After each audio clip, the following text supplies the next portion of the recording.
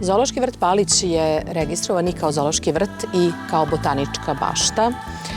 10 hektara uređenog prostora i još gotovo 10 hektara šume prostire se na zaštićenom području prirode prvog i drugog stepena zaštite. Ovde imamo različite predavanja na temu o životinjama, učestvuju u programu hranjenja. Oni su jedini ti koji imaju malo veće privilegije pa mogu da imaju neki bliži kontakt sa životinjama, tako da kroz neke različite sadržaje, opet u zavisnosti od njihovog uzrasta, edukujemo ih o životinjama i zaštiti prirode. Naspram dečijeg igrališta koje je od uvek u zoološkom vrtu u središnjem delu i koje je namenjeno najmlađim posetiocima, pre nekoliko meseci otvoren je Avantura park u delu zoološkog vrta iza volijere američkih bizona i jelena.